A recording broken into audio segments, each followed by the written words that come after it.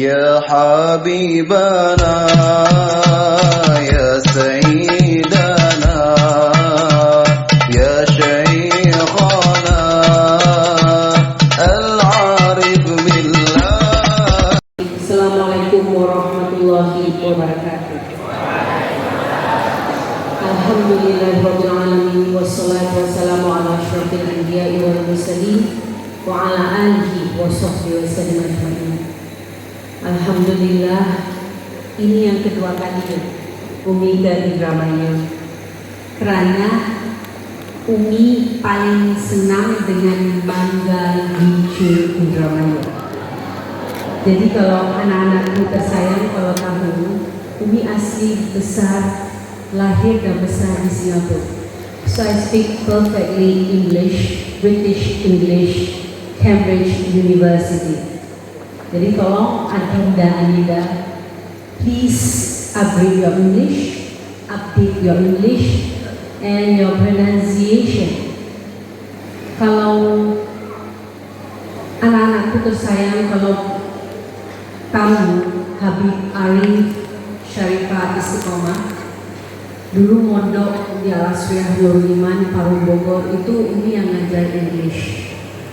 Karena sama almarhum Syekh Habib Segraf bin Mahdi bin Syabaka bin Salim, almarhum suaminya Umi dan guru Umi, dan juga Habib Arif dan Syarifah Istiqomah. Abah itu mulai pesantren Al-Asriyah Nurul Iman di Parung Bogor dengan bertujuan untuk pendidikan anak perempuan. Kenapa anak perempuan penting? Karena mereka adalah pendidik pertama anak. Ibu adalah pendidik pertama. Jadi yang paling penting adalah pendidikan anak perempuan. Kalau kita nonton berita di Afghanistan, di negara-negara yang banyak konfliknya, mereka sangat-sangat tidak setuju anak perempuan sekolah. Di Iran, sekolah-sekolah perempuan dikasih gas beracun supaya anak-anak itu ketakutan keluar dari sekolah. Bagi mereka, anak perempuan harus di rumah. Tugasnya hanya melahirkan, mengurus rumah tangga, masak, ngurus suami. Tidak boleh pintar, tidak boleh cerdas. Anak-anakku sayang, kalau Anda punya ibu yang kurang cerdas, yang kurang pintar, bagaimana akan mendidik Anda dari buayan? Minal mahdi ilal lahdi. Itu tugas pertama adalah seorang ibu.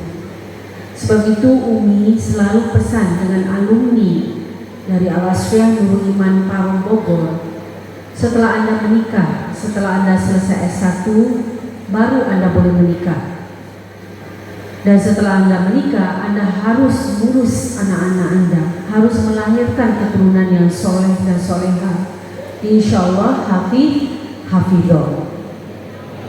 Selesai SD, kirim ke Al-Asriyah Nurul Iman Parung Bogor, gratis dari tempat tinggal, makan, kesehatan dan pendidikan. Terutama anak perempuan. Karena anak perempuan ini harus dirawat, dijaga, disayang. Terutama anak-anak yatim perempuan. Anak yatim perempuan, mereka masih dibilang yatim sampai mereka menikah. Beda dengan anak laki-laki, mereka dibilang yatim hanya sampai mereka baligh. Setelah baligh, anak laki-laki itu bukan lagi yatim. Jadi itu kita harus ingat. Kalau ada anak yatim, laki, perempuan, duafa di daerah sini, di Indramayu, kirim ke Al-Asriyah Nurul Iman. Jangan masuk di Miftahul Ulum. Tetapi yang diterima di Al-Asriyah Nurul Iman hanya anak yatim yang punya surat kematian ayah atau anak duafa yang punya surat keterangan tidak mampu. Di zaman Abah, semuanya Abah terima, yang mampu dan tidak mampu. Sebab itu ada Habib Arif, ada Syarifah Istiqomah. Tetapi di zamannya Umi tidak bisa lagi terima anak yang mampu di Al-Asriyah Nurul Iman. Terlalu berat Syekh Habib Segaf bin Mahdi Syekh Abu Bakar bin Salim, santri kami 23.000 gratis. Dari semalam sebelum Habib sakit, Habib bilang dengan Umi, Wahid, saya akan meninggal di hari Jumat jam 9 pagi. Kamu akan melanjutkan nurul iman sampai kiamat, tetap gratis. Kamu tidak bisa seperti saya, karena Habib Segaf, Syekh Habib Segaf bin Mahdi bin Syekh Abu Bakar itu seorang keramat. Jadi Abah Segaf ini bisa menghitung hari apa, jam berapa dia akan meninggal. Sekarang Umi belum pernah menemukan ulama, orang alim atau habib yang bisa menghitung kematian beliau. Jadi waktu Abah dulu tinggal di Surabaya, Abah dulu aslinya dari Dompu, NTB. Ada di sini yang dari daerah luar Pulau Jawa? Dari mana? Lampung, Riau, ya alhamdulillah. Tapi belum ada yang dari Dompu, NTB, Nusa Tenggara Barat. Abah dari Dompu, Nusa Tenggara Barat. Setelah Pulau Jawa, Pulau Bali. Habis Bali, Lombok. Habis Lombok, Sumbawa. Jadi Abah dari Pulau Sumbawa. Dari situ Abah bangun pesantren namanya Ar-Rahmah, khusus anak perempuan. Karena anak perempuan di daerah itu jarang yang bisa sekolah, karena sekolahnya terlalu jauh. Jadi daripada orang tuanya kepikiran nanti takut anaknya diculik, dijadikan babu di luar negeri, atau human trafficking, dijual, lebih baik anaknya tidak sekolah, diajarkan menjahit, masak dan yang lain-lain, tidak apa-apa.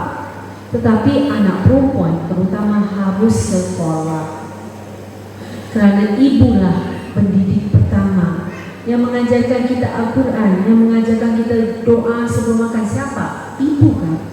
Gak mungkin bapak tiba-tiba waktu makan muncul bapak, yuk kita baca doa sebelum makan.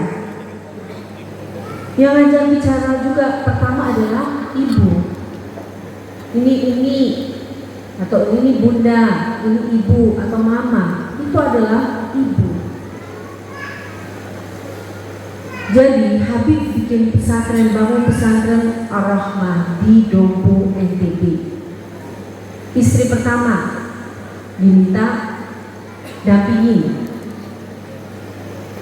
Habib balik lagi ke tanah Arab karena Abah itu senang mencari ilmu, terutama ilmu laduni.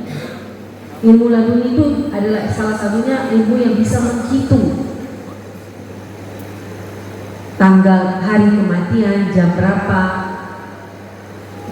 orang yang suami laki perempuan yang mau menikah, Abah bisa hitung jodohnya ini bagus atau jodoh ini kurang bagus, nanti takut bercerai.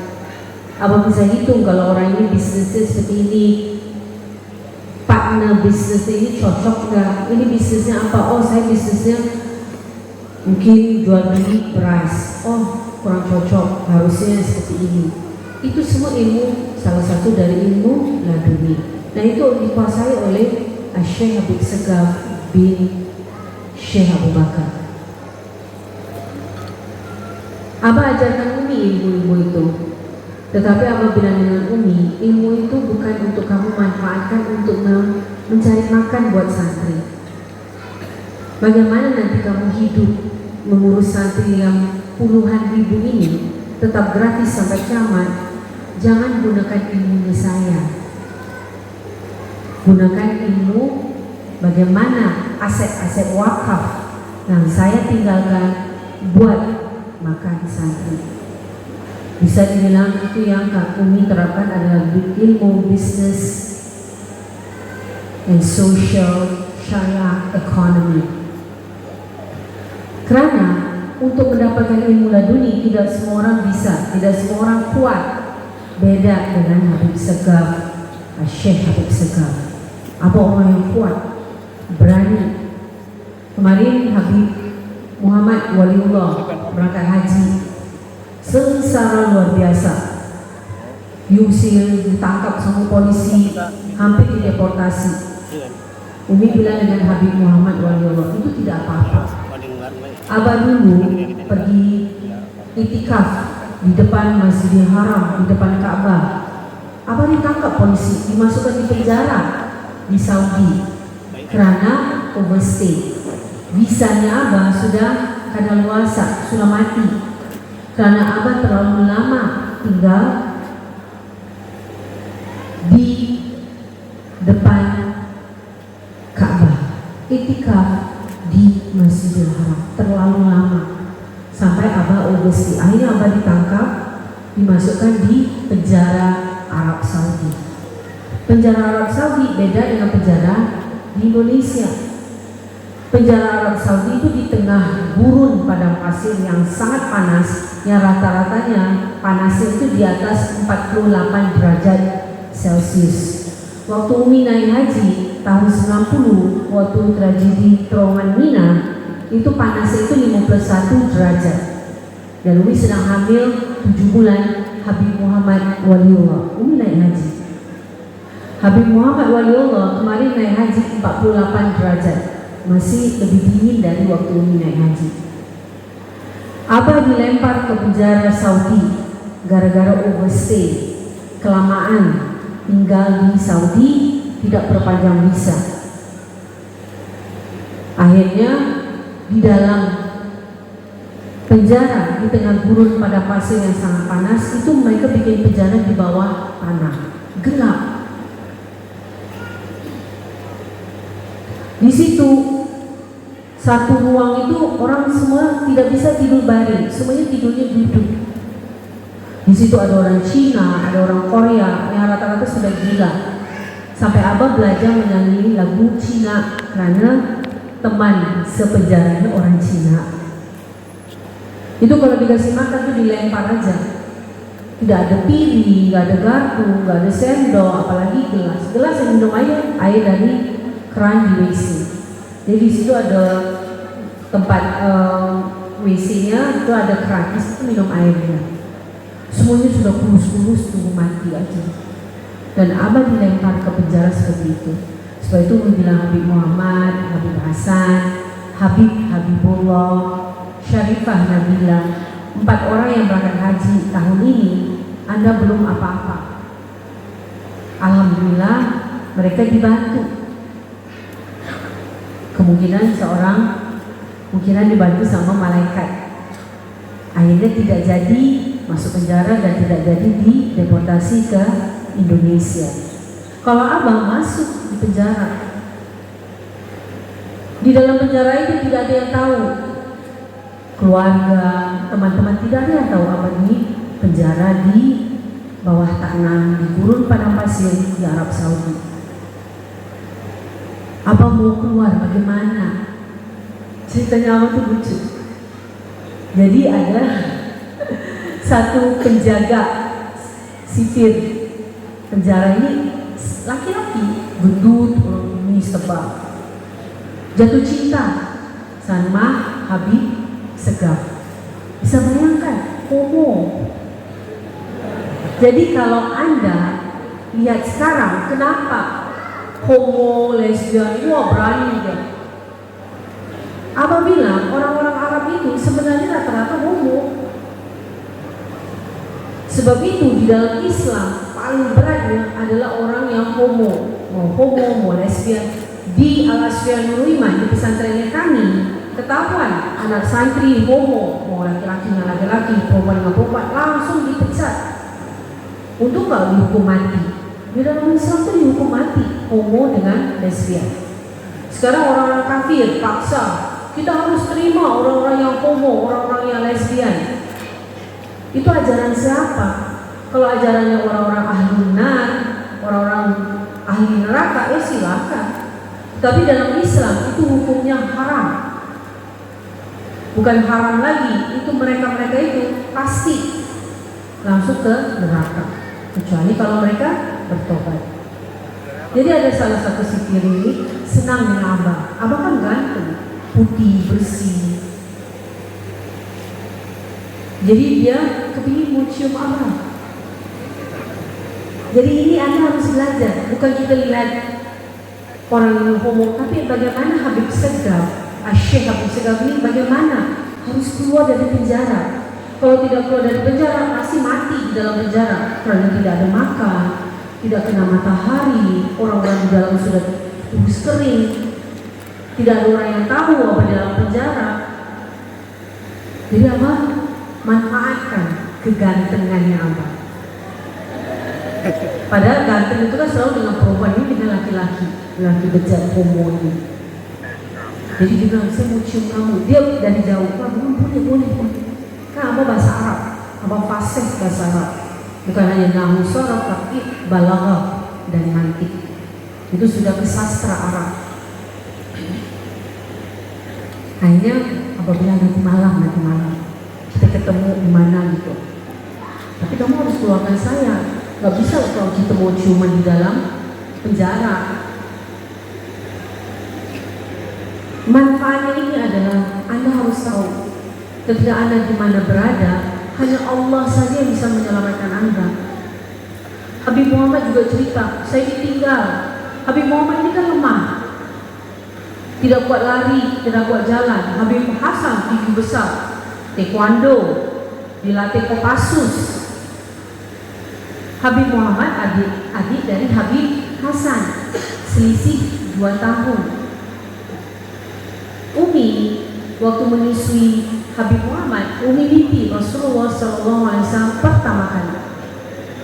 Waktu Umi hamil Habib Hasan, Umi mimpi, Umi peluk pedangnya Rasulullah SAW bil fiqah, dan Umi sholat di belakangnya Rasulullah SAW. Mereka ini orang-orang yang bisa dibilang orang-orang terpilih, tetap aja dihajar, diuji ketika mereka naik haji. Abah, orang alim, bisa dibilang waliullah, itu lebih parah ujiannya. Jadi kalau anda diuji sama Allah, jangan pernah mengeluh, apalagi curhat, nggak perlu. Langsung buka HP, sosmed. Saya ini dianiaya sama suami saya, nggak dikasih uang belanja, padahal saya mau belanja di Shopee. For what? Saya di sekolah, saya disuruh guru hafalan karena saya datang terlambat. Untuk apa? Suruh sikat WC untuk apa? Anda salah, Anda harus terima. Anda mau jadi murid yang sukses, Anda harus taat dengan guru. Habib Segaf itu taat dengan guru, mau gurunya pukul dia terima karena dia salah. Sekarang guru pukul murid, langsung muridnya dikeroyok di luar. Bagaimana Anda mau jadi orang alim? Anda kalau baca sejarah-sejarahnya, imam-imam besar, Socrates, Plato, Aristoteles, Iskandar Zulkarnain, Alexander the Great, itu gurunya semua itu spa itu satu rentetan, satu guru. Sama dengan Habib-Habib juga. Dan Rasulullah SAW ke Siti Fatimah, Sayyidatina Fatimah, Sayyidina Ali ke Sayyidina Hasan dan Husain, dari Sayyidina Husain ke Ali Zainal Abidin, turun semua itu. Semua ada silsilahnya. Jadi anda di sini beruntung. Pimpinan pondok pesantrennya Habib Syarifah, Habib Segaf almarhum dulu bilang, Wahid, rata-rata Habib-Habib itu kalau punya pesantren, santrinya itu nggak banyak. Karena Habib-Habib itu terkenal keras. Ya keras bukan pukul santri sampai mati, enggak. Kita lihat Habib Rizik, itu muridnya Habib Segaf. Orangnya bukan keras, tapi disering, amal ma'ruf nahi munkar. Jadi anak-anakku tersayang, santri-santri, alumni, harus ingat itu. Kita hidup harus berani bela kebenaran. Jadi Habib Segaf ini akan melakukan sesuatu yang haram, yang dilaknat oleh Allah Subhanahu wa Ta'ala. Jadi Malam-malam datang si gendut ini yang kumisnya tebal, yang homo. Kamu bilang gitu dalam bahasa Arab. Habib bilang, yuk keluar, kita ke depan situ. Kan di sini banyak orang, nanti ketahuan kamu tuh homo, mau perkosa saya. Akhirnya keluar jalan jauh sekali supaya nggak ada orang. Pas di depan, alhamdulillah bisa baca. Saya itu nggak bakal minum air selain Oi Tika. Sekalian iklan. Oi Tika artinya air cantik seperti Umi Wahidah.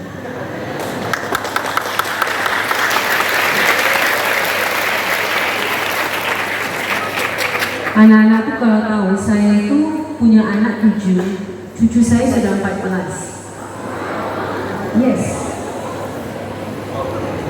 Habib Muhammad aja anaknya sudah, Habib Muhammad anak saya yang ketiga. Saya kalau kemana-mana orang pikir ini suami saya, karena Habib Muhammad awet tua, saya awet muda. Yang namanya orang Arab kan boros, jadi yang berewokan gitu. Ini pernah ribut dengan imigrasi Saudi, berangkat umroh, umur Umi kan sudah 55 tahun. Jadi waktu Umi berangkat umroh, Umi usia 50. Jadi kalau ibu-ibu berangkat umroh atau haji di atas 45 tahun sudah tidak perlu muhrim. Waktu itu umur Umi sudah 50 tahun. Jadi Umi berangkat dengan Habib Muhammad Wadiullah. Antri di imigrasi. Imigrasi kan terpisah, perempuan sendiri, laki-laki sendiri. Terus Umi datang dikasih paspor. Langsung orang imigrasi Saudi itu bilang, Aina muhrim. Terus Umi bilang, umur saya 50. La muhrim, gaya. Kayak jalan di sini kan kita kepede kan. Saya kan udah 50 tahun. Untuk apa saya pakai muhrim? Saya udah tua. Aina muhrim, dia bilang sama saya. Ini gak peduli umur kamu berapa, Aina muhrim. Dia panggil, Muhammad. Habib Muhammad ini masih jauh di sebelah kan, terpisah. Turun dari pesawat kan tahu kan, gak rambutnya lecem, terus berewokan, gak satu malam gak tidur. Datang mah, hah? Umi bilang, hada walad, ini anak laki-laki saya. Lah, hada zawju, juga ini suami kamu. Enggak, ini anak saya. Enggak, walad. Nah, sudah, yang penting kamu bahagia. Nah, dari ini bilang suaminya ini. Jadi Habib Segaf sudah di depan itu, pas di depan pintu penjara itu. Karena di situ yang sepi, nggak ada teman-temannya, supaya nggak ketahuan ini orang homo. Dia baru mau cium Habib Segaf langsung lari keluar dari penjara itu. Dia teriak-teriak, tapi dia nggak bisa teriak keras-keras kan? Kenapa kamu keluarkan narapidana ini kan? Pasti kan ketahuan bahwa dia mau cium Habib Segaf. Jadi dia sendiri diam aja. Abah langsung lari. Itu penjara di tengah gurun padang pasir, tidak ada rumah sama sekali, semuanya pasir. Dan itu di tengah malam buta. Anda bisa bayangkan tengah malam buta di padang pasir, gelap gulita. Habib Segaf lari sekeras-kerasnya cari lampu. Karena kalau di lampu pasti ada rumah. Lari lebih dari 1 jam ketemu. Dari jauh kelihatan ada lampu sebuah rumah. Lari terus diketuk. Buka. Badui. Di sana Badui di Arab Saudi itu pakai senapang. Karena mereka masih ada kabilah-kabilahnya. Orang-orang Badui di desa-desa itu di padang pasir itu tidak ikut aturan kerajaan Arab Saudi. Mereka punya hukum sendiri, punya pimpinan sendiri. Jadi ada orang ini, kabilah ini, rajanya itu pakai senapang. Ya. Gimana? Aina, Syekh, Madahala, apa ini? Malam-malam ketuk pintu. Terus sahabatnya cerita, saya baru lari dari ini, saya ditanya, masuk. Jadi orang-orang Badui ini benar-benar orang-orang yang rahat. Dia tahu apa ini dalam masalah besar, apa ini tidak sama, hanya lupa bisanya overstay, dikasih abang makan, pakaian. Bilang besok saya antar kamu ke kota, balik ke Makkah. Jadi dengan anak-anak Umi, ketika Anda satu cobaan, jangan pernah mengeluh. Umi paling tidak suka dengar murid-muridnya Umi, alumninya Umi cerita kejelekan tentang suaminya lah, kejelekan tentang istrinya lah, kejelekan tentang mertuanya, belum lagi tetangganya. Kalau punya pesantren, oh saya banyak saingan. So what do all? Who cares? Apa yang berdiri? Paling bagus Anda mau mengeluh kepada Allah Subhanahu wa Ta'ala. Bangun tahajud seperti di Nurul Iman, azan subuh jam 4.45, seperapat sebelum jam 5. Sampai wajib bangun jam 4 sudah dibangunin. Ya Hayyu ya Qayyum, sama juga di sini jam 4. Tapi di sini subuhnya lebih cepat ya, 4.35 kalau salah. Iya, 4:30 ya. Masih beringat, Umi di Osaka, Jepang, itu subuhnya itu jam 2.30, 2:30. Jadi Umi bangun tahajudnya jam 2, sholat tahajud, sholat witir, sholat taubat, sholat istikharah, sholat hajat, tahajud, terus sholat witir, penutup. Tidak ada azan, karena kita di Jepang, lebih kafir. Ini dia jam, oh alhamdulillah sudah azan subuh. Ini sholat subuh, sholat qobliyah, sholat subuh, terus tidur lagi. Padahal tidur habis subuh dilarang Rasulullah SAW. 3 waktu yang kita tidak boleh tidur: habis subuh, habis apa? Habis asar dan habis maghrib. Karena waktu-waktu itu adalah waktu-waktu di mana membuat orang itu lemah, malas. Terutama habis asar, itu membuat orang itu bisa gila. Saraf-sarafnya jadi lemah. Jadi kalau Anda ngantuk waktu asar, langsung keluar jalan sambil zikir. Jadi abah itu lepas dari penjara itu bukan dengan tipu muslihat, tapi karena terpaksa memanfaatkan kegantengan abah. Gak mungkin abah gak ganteng sampai Umi bisa jatuh cinta. Umi tinggalkan Singapura, Umi lahir dan besar di Singapura. Siapa yang di sini pernah ke Singapura? Angkat tangan. Singapura mungkin ya. Petanya aja. Ada yang pernah melihat foto Singapura? Ya. Singapura itu bisa dibilang negara Southeast Asia ya, Asia Tenggara, salah satu negara terkaya. Padahal itu negara kecil, negara miskin, tidak punya sumber daya alam, tidak punya tambang, tidak punya air minum. Air minum aja seperti ini daulah dari WC. Karena negerinya itu tidak punya air di dalam tanah. Sebuah pulau yang kecil. Tetapi kenapa mereka bisa jadi salah satu makmur, sejahtera, kaya raya? Karena manusia-manusianya. Jadi pemerintah Singapura wajib semua anak laki perempuan wajib sekolah. Kalau anaknya tidak sekolah, orang tuanya masuk penjara. Saking kerasnya pemerintah Singapura. Kalau Anda tidak punya uang, anak-anak mau sekolah, mari dibantu sama pemerintah, dikasih beasiswa. Tapi beasiswa kita tahu hanya untuk anak yang pinter. Anak bodoh goblok gak bakal dapat beasiswa. Siapa sih lo? Sebab itu harus jadi orang pinter. Dan menjadi orang pinter itu gampang. Yang penting Anda rajin, mutalaah, murajaah, hanya itu aja. Genius itu ada. Tetapi kalau kita bukan genius, biasa-biasa aja, kita bisa pinter, bisa genius dengan belajar, dengan menjadi orang yang rajin. Banyak latihan. Di Nurul Iman, pesantren Al-Asriyah Nurul Iman, santri sekarang 15.000. Habib dari 1998 sampai 2010. 1 minggu sebelum sakit, Habib bilang saya akan meninggal di hari Jumat jam 9 pagi. Saya tidak pernah meninggalkan warisan. Yang saya tinggal adalah wakaf. Kami punya sawah 200 hektar di Karawang. Sekarang kami punya pabrik beras di Karawang.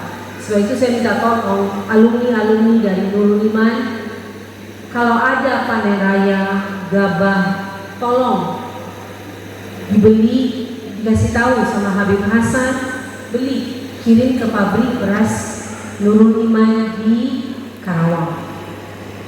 Kami punya kebun kopi Robusta Lampung, dan hutan kayu di Lampung. Kami punya saham di tambang batubara di Kaltim, Kalimantan Timur. Itu adalah aset-aset wakaf yang ditinggalkan oleh Habib. Untuk apa? Untuk makan santri, supaya tetap gratis dari makan, tempat tinggal, kesehatan, dan pendidikan. Kalau kita hanya memberikan pendidikan, tidak memberikan tempat tinggal kepada anak-anak yang tidak mampu, kasihan mereka. Bolak-balik pergi sekolah itu butuh ongkos. Tetapi kalau di pesantren, insya Allah semuanya sudah ada di pesantren. Sudah ada sekolah, sudah ada asrama, sudah ada masjid. Yang paling penting adalah ilmu. Jadi anak-anakku sayang, kalau Anda mau jadi orang hebat, mau jadi orang terhormat, mau disayang, siapa saja tadi seperti Anda berdua yang memberikan dalil. Everything is about knowledge. Semuanya tergantung dari ilmu. Kalau Anda mau jadi benar-benar orang terkenal, orang yang paling penting adalah orang yang bermanfaat buat Islam. Anda butuh ilmu. Tidak bisa Anda tiba-tiba ujung-ujung tiba-tiba jadi orang hebat, jadi orang kaya. Semuanya butuh ilmu. Jadi sekarang Anda masih muda, SMP, SMA, belajar bersungguh-sungguh. Semua ilmu yang disiapkan dari pesantren Miftahul Ulum, semuanya Anda lahap, bukan ikut, bukan ambil, tapi Anda lahap. Tadi ilmu ada drum band, nanti ada bela diri. Di sini bela dirinya apa? Pencak silat. Insya Allah kalau bisa ada yang alumni dari kan di drama ini yang jago taekwondo. Kenapa dia di Bogor? Nggak balik ke drama ini. Jadi ada satu santri Nurul Iman dari drama itu terkenal lah itu, Sofi namanya.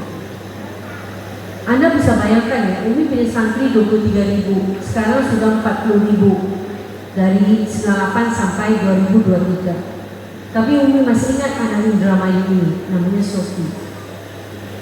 Berkat ilmu taekwondo di Nurul Iman, karena kami alhamdulillah dapat pelatih taekwondo langsung dari Korea. Jadi drakor itu semua nggak ada artinya. Drakor itu apa sih? Drakor nonton Korean drama Korea orang kafir. K-pop apa sepak K-pop gitu. Tapi kita adalah Nurul Iman Lions and Lions. Singa Nurul Iman. Ilmu bela dirinya adalah taekwondo. Jadi anak-anak santri Nurul Iman yang jago taekwondo itu akan dikirim beasiswa ke Seoul, Korea, ke Taekwondo University di Korea. Jadi di situ Anda bisa lihatlah drakor pemain tempat film di sana. Sambil menyelam minum air maksudnya. Anda dilatih di Taekwondo University. Anda bisa jalan-jalan ke tempat-tempat yang halal di Korea. Jadi Sofi ini dari Indramayu anak yatim. Di pondok Sofi ini rajin latihan taekwondo. Akhirnya dapat beasiswa ke Korea. Akhirnya mewakili Indonesia di World Taekwondo Championship. Di mana? Di Columbia, Amerika Selatan. Itu naik pesawatnya itu 36 jam. Naik pesawatnya untuk sampai ke Columbia. Ini anak Indramayu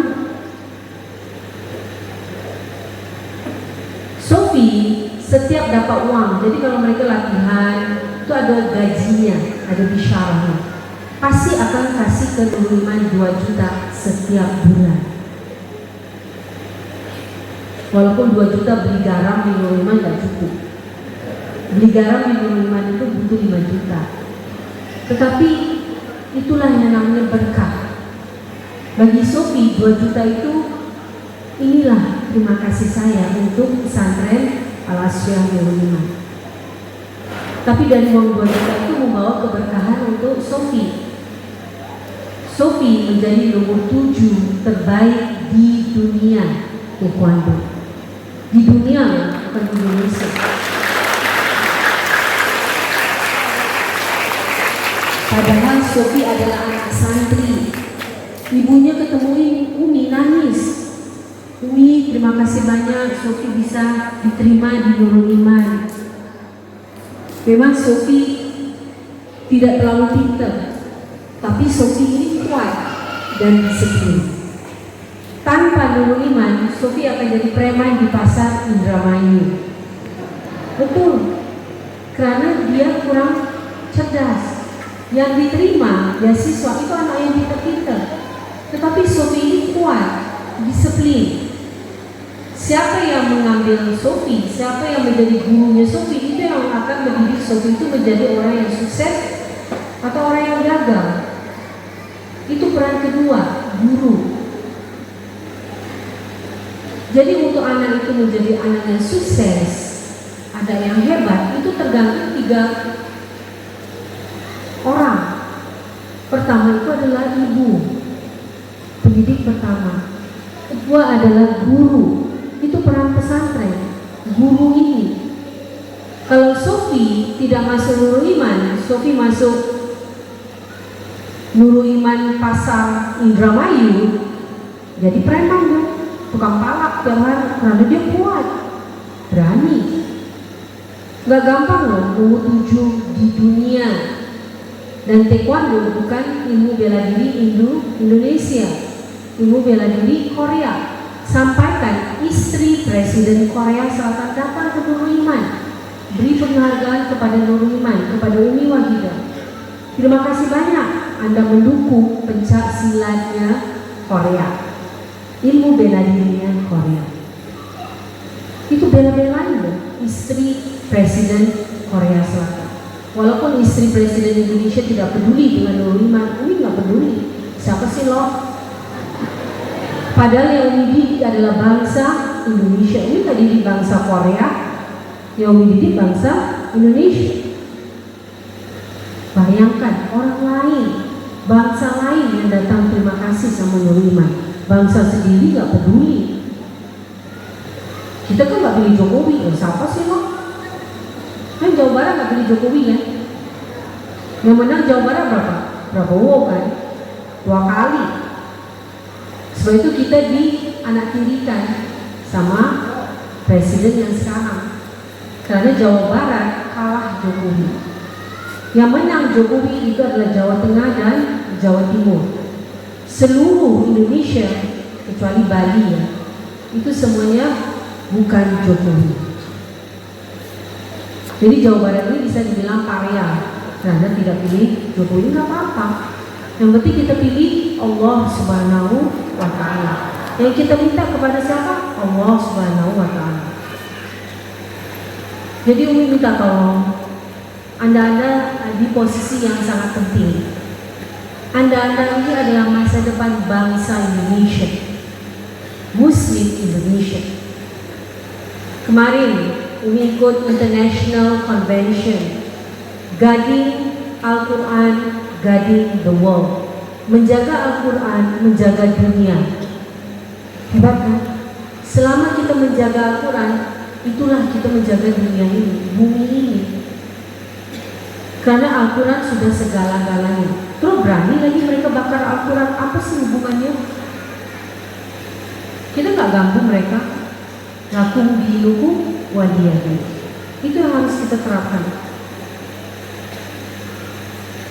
Orang-orang yang bakar Al-Quran kita doakan, ya Allah, berilah mereka hidayah.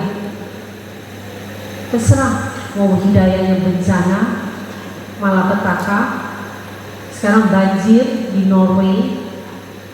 Jadi Norway adalah negara di utaranya Eropa.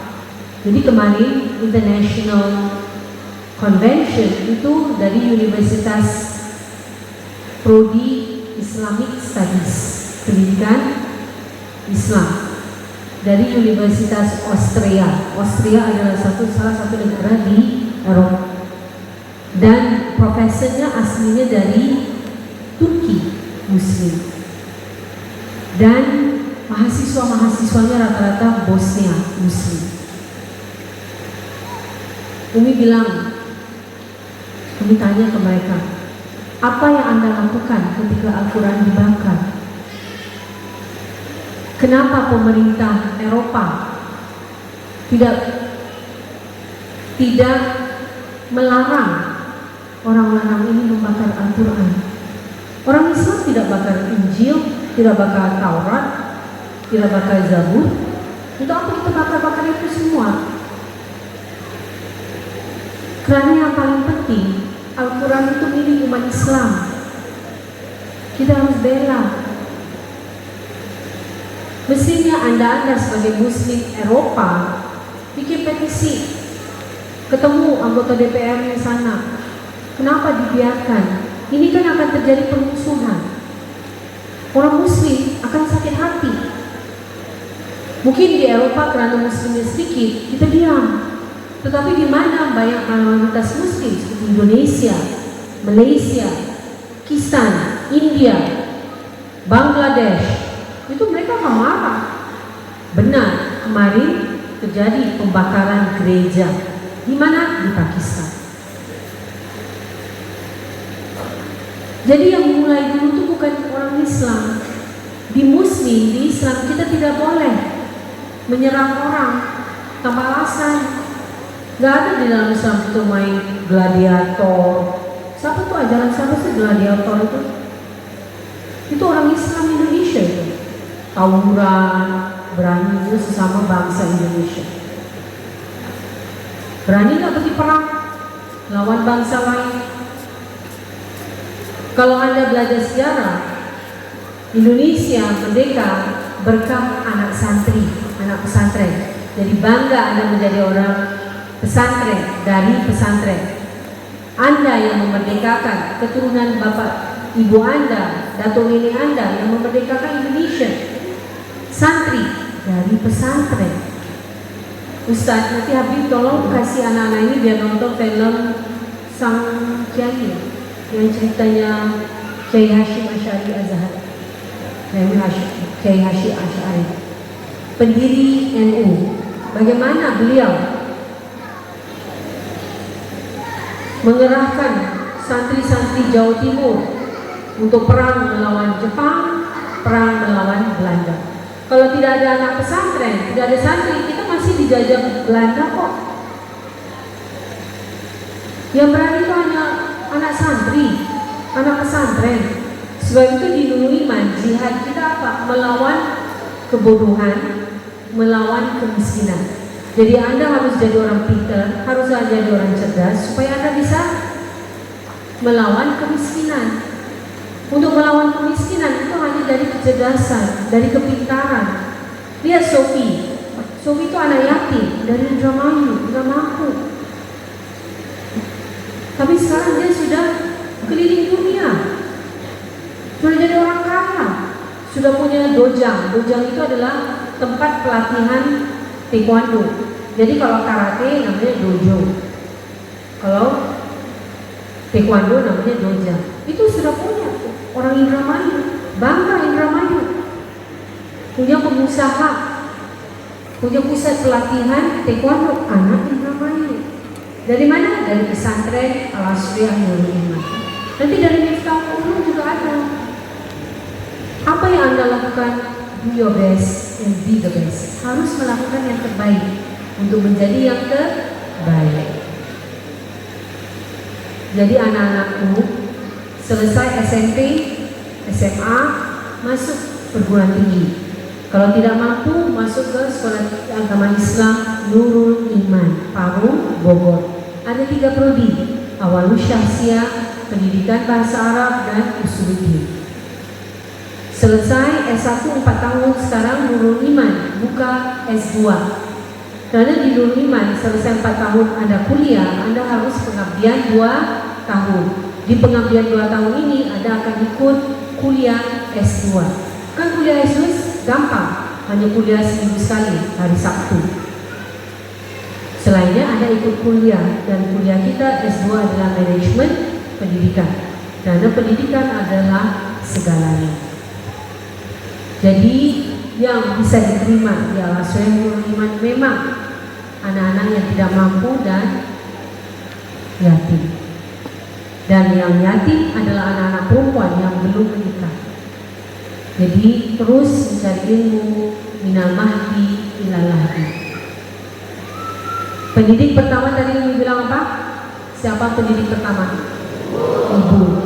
Kedua, guru. Ketiga siapa? Siapa 3 orang ini yang bisa membangun satu bangsa, mensejahterakan satu bangsa, membuat satu bangsa ini hebat? Dan siapa 3 orang ini yang bisa menghancurkan satu bangsa, bisa menghabiskan satu bangsa? Juga 3 orang ini. Tadi pertama ibu, kedua guru, dan yang ketiga adalah pemerintah, yaitu pemimpin. Pemerintah berarti pemimpin. Jadi kalau ibunya hebat, gurunya hebat, pemimpinnya, bupatinya, gubernurnya, presidennya, menterinya, presidennya hebat, ini anak akan menjadi orang hebat, sukses. Tetapi kalau ibunya bermasalah, apalagi banyak ibu-ibu yang pergi jadi babu di luar negeri, bangga, saya kan pahlawan devisa, padahal ujung-ujungnya babu juga, ngepel, sikat WC, apa hebatnya? Lebih baik Anda di Indonesia dagang, usaha, jualan walaupun nasi uduk, daripada Anda tinggalkan anak-anak Anda hanya untuk jadi babu di luar negeri. Oh, saya nggak jadi babu di luar negeri, saya jadi bagian admin. Tapi Anda tinggalkan anak Anda di Indonesia, nggak ada hebatnya. Seorang ibu sudah melahirkan anak, meninggalkan anaknya. Alasan apa saja tidak ada hebatnya seorang ibu yang meninggalkan anak. Guru sama pentingnya, mengajar santri, mengajar murid untuk hebat. Sebab itu guru itu belum dibilang hebat kalau muridnya belum hebat. Kami bicara dengan Habib Muhammad, Mat, santri-santri ini harus kita dorong untuk ikut di DPR, ikut jadi lurah, dari camat, dari bupati, wali kota, gubernur, menteri, baru presiden. Gak apa-apa. Yang laki-laki ikut di pemerintahan, yang perempuan juga bisa. Yang penting suami ridho. Bicara dengan suami, Mas, saya mau ikut jadi Bu Lurah. Kan Mas sudah jadi Pak Lurah di desa sebelah, saya jadi Bu Lurah lah di desa ini. Jadi suami istri itu lurah. Gak apa-apa. Kan Bu Lurah gak perlu gaya-gaya, dandan-dandan pergi ke kantor. Dari rumah juga bisa urus kantor. Semuanya dengan gadget dari rumah. Sama dengan Umi. Habib Segaf tinggalkan 25 unit usaha, 25 usaha-usaha wakaf untuk Nurul Iman santri bisa tetap makan, guru tetap digaji, listrik bisa dibayar. Untuk operasional Nurul Iman, karena kita tidak ada donasi, tidak ada sumbangan, dan kita tidak minta-minta crowdfunding, buka kota, pinggir jalan, minta-minta sumbangan, enggak. Kerana Abah dulu pesan ke Umi dari Rasulullah SAW, di akhir zaman anak yatim akan diperjualbelikan, orang-orang miskin akan diperjualbelikan. Bagaimana? Itu saya punya pesan loh. Anak santri saya duafa, anak santri saya yatim, nyumbang dong. Itu yang namanya jual anak yatim, jual duafa. Tidak boleh. Itu sudah sabdanya Rasulullah SAW. Jadi Nurul Iman tidak ada. Kalau mau nyumbang silakan, tapi kami tidak pernah minta, karena yang kami minta hanya kepada Allah Subhanahu wa Ta'ala. Jadi Habib Syarifah minta doa supaya selesai jadi ini. Gak perlu naik-naikkan SPP, karena ilmu itu milik Allah, harus gratis. Di Nurul Iman murid-murid juga begitu, ngajar harus gratis. Dari mana kita dapat rezeki halalan thayyiban wal barakah? Itu semua dari usaha, dari dagang, karena itu adalah profesi para nabi dan para rasul. Bagaimana kita mau jadi orang kaya? Seperti Sayyidatina Khadijah. Sepertiga tanah Makkah milik Sayyidatina Khadijah. Sayyidatina Khadijah itu adalah seorang bos, lady boss, businesswoman. Sayyidina Utsman bin Affan punya wakaf sumur air minum, punya wakaf kebun kurma, punya hotel sampai sekarang masih ada, masih dinikmati oleh umat Islam. Semuanya dari mana? Dari usaha, dari dagang. Jangan jadi pegawai, susah untuk kaya. Lebih baik jadi pengusaha dan pedagang. Sebab itu santri dari Nurul Iman dapat modal jual produk-produk Nurul Iman. Kami sekarang sudah punya 65 usaha, 65 produk. Jadi Abah tinggalkan kami 25 bisnis, sekarang sudah menjadi 65 bisnis. Jadi menginginkan kalau Dr. Umi Wahidah bisa memberi makan ke santri gratis, tempat tinggal, makan, kesehatan dan pendidikan, guru-guru tetap digaji, guru-guru dapat rumah, dibayarkan BPJS Kesehatan Tenaga Kerja. Insya Allah murid-murid dari Syekh Habib Segaf bin Mahdi bin Syabaka bin Salim dan muridnya Dr. Umi Wahidah, insya Allah akan bisa lebih dari itu. Karena guru itu belum hebat kalau muridnya tidak lebih hebat. Contoh Socrates. Socrates itu adalah gurunya Plato. Ini semuanya filsuf-filsuf dari Yunani. Muridnya Plato adalah Aristoteles, dan Aristoteles adalah gurunya Iskandar Zulkarnain, Alexander the Great, yang seorang nabi. Jadi mereka-mereka ini, guru-guru ini bukan siapa-siapa kalau muridnya itu tidak jadi apa-apa. Jadi anda-anda ini yang dari pesantren Miftahul Ulum, anda mau jadi hebat, anda bisa hebat, itu yang terangkat namanya adalah guru-guru anda, pesantrennya anda. Kalau anda mau jadi orang yang tidak hebat, orang yang bermasalah, jangan mengaku anda dari pesantren. Bilang aja saya dari comberan mana juga. Setelah itu murid-muridnya Umi, murid-muridnya Abah, insya Allah tetap mengajar. Anda mau jadi orang kaya bagaimanapun, tetapi tetap Anda harus mengajar. Karena ilmu itu ada berkahnya, tetapi juga kalau tidak diamalkan bisa jadi masalah. Jadi sayangku, excuse me, seorang ibu paling pertama itu disiplin anaknya sendiri. Jadi sayangku, walau bagaimanapun hebatnya seorang murid, itu pasti ada gurunya di belakangnya. Bagaimana hebatnya seorang anak, pasti ada ibunya yang lebih hebat. Umi seperti ini karena ibunya Umi, orang yang sangat disiplin. Teng jam 6 sudah harus sarapan, teng jam 12 sudah harus makan siang, teng jam 5 sudah harus makan malam. Sehat, panjang umur, tidak ada darah tinggi, kencing manis. Sama juga anda itu. Kalau anda mau menjadi orang yang terhormat, anda harus diri sendiri hebat. Dari situ orang tua anda, guru-guru Anda, pesantren Anda, dan insya Allah negara ini, bangsa Indonesia akan dihormati. Sekarang kita orang Indonesia tidak dihormati. Di mana saja kita pasti dibilang bangsa Indon. Indon itu bagus maksudnya. Karena apa? Karena kita yang membuat diri kita itu bagus, yang membuat diri kita Indon itu orang Indonesia sendiri. Keluar dari pembantu. Di Indonesia banyak yang bisa Anda kerjakan. Tidak ada orang Indonesia miskin, yang ada orang Indonesia pemalas. Coba Anda ke Singapura. Anda ke Singapura, dan Umi lahir dan besar di Singapura, kita tahu bagaimana hidup di Singapura. Hari ini saya mau malas lah, saya nggak mau kerja.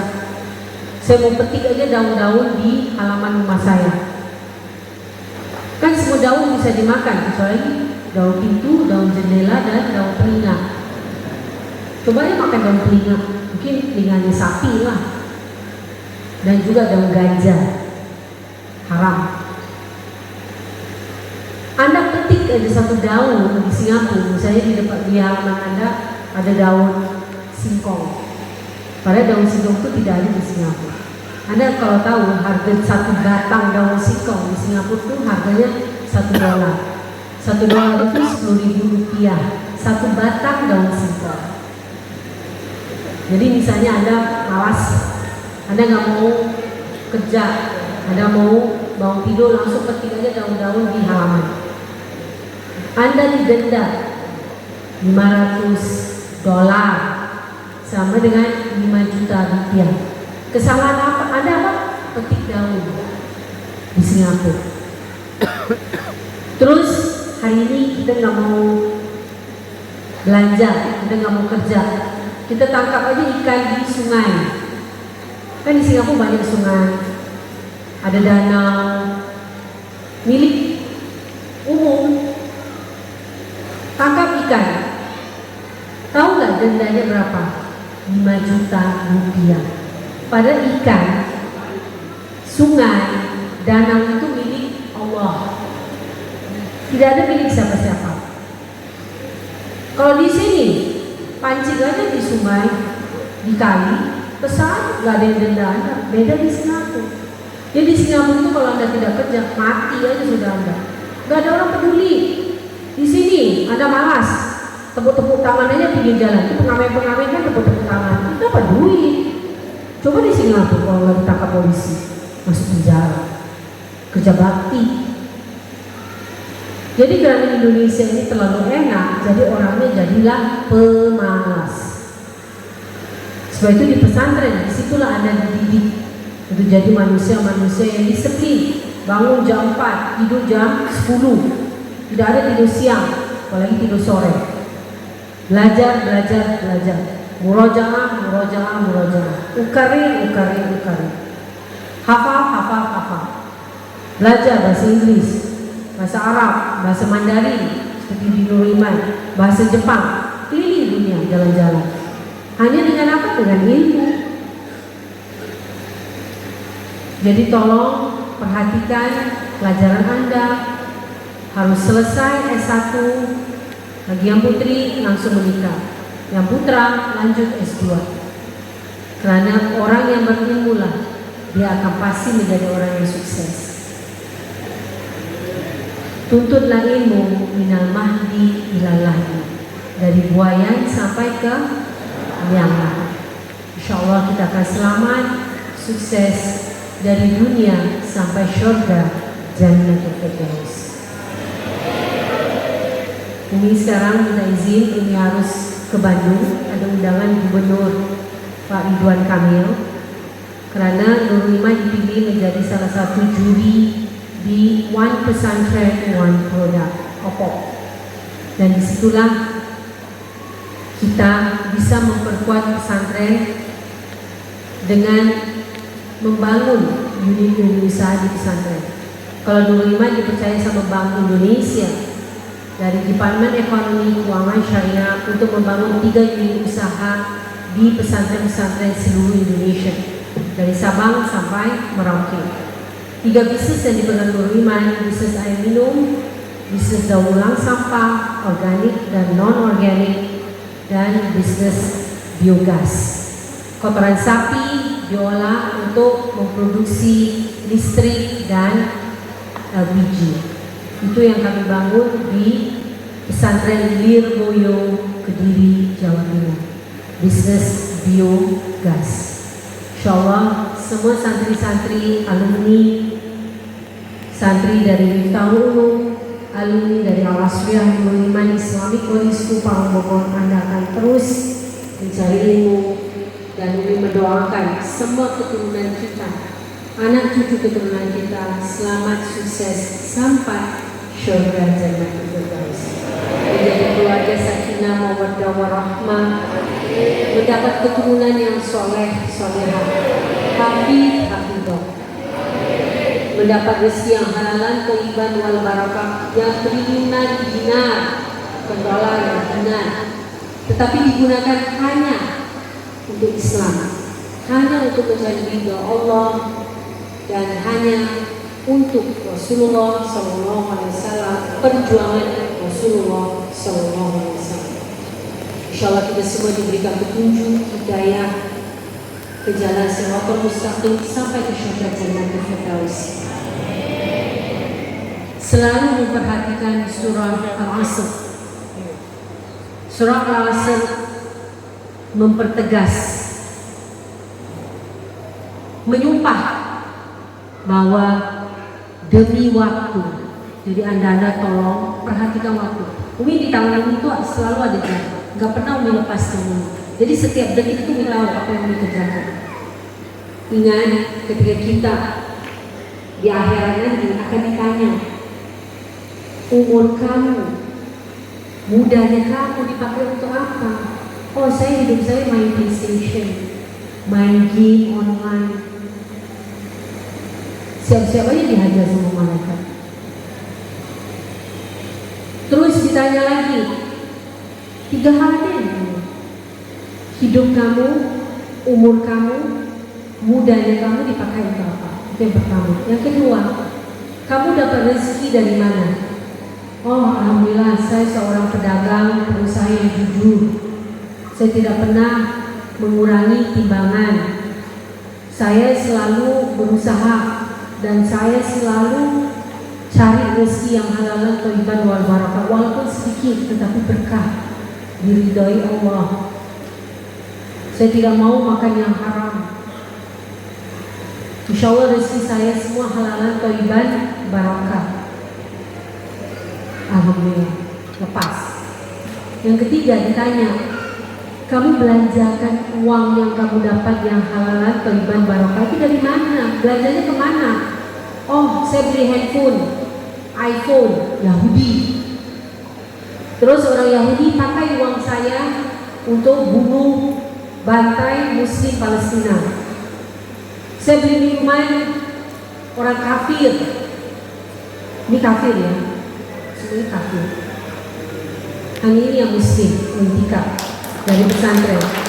Sebab itu Habib nanti di tahun ini punya air minum sendiri, merek pesantren di tahun dulu. Supaya santri-santri bisa minum air pesantren sendiri, wali-wali santri, alumni bisa beli air minum dari pesantren Miftahul Ulum. Sama seperti Nurul Iman, Oitika, air cantik. Karena air ini sudah didoakan oleh almarhum Syekh Habib Segar. Siapa yang minum air ini akan cantik, akan soleh dan solehah, akan kuat hanya untuk beribadah kepada Allah Subhanahu wa Ta'ala. Terus Anda punya rezeki halal thayyiban, Anda belanja minum di Starbucks, kafe orang Yahudi. Anda beli produk-produk orang Yahudi. Disitulah Anda akan mendapat hukuman dari Allah SWT. Karena rezeki yang Anda pakai untuk orang-orang yang membunuh orang Islam, untuk orang-orang yang menghina Islam. Jadi itu perhatikan. Rezeki harus halalan, thayyiban, barakah, tetapi belanjanya itu kemana juga Anda harus tahu. Ya sayangku, Jadi insya Allah kita dijaga dan selalu mengamalkan al-asr.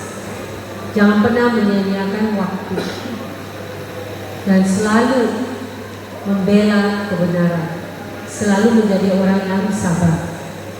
Kalau Anda selalu mengeluh, itu bukan orang yang sabar. Understand? Jadi mohon maaf, doain dan batin, insya Allah kita semua dijaga, dilindungi, dijauhkan dari segala malapetaka, bala bencana, penyakit, dan hidup kita hanya inna sholati wa nusuki wa mahyaya wa mamati lillahi rabbil alamin. Ini semuanya demi Allah, everything for Allah. Mohon maaf, doain dan batin. Wassalamualaikum warahmatullahi wabarakatuh. يا سيدنا شيخ الحبيب سقاف يا سيدنا شيخ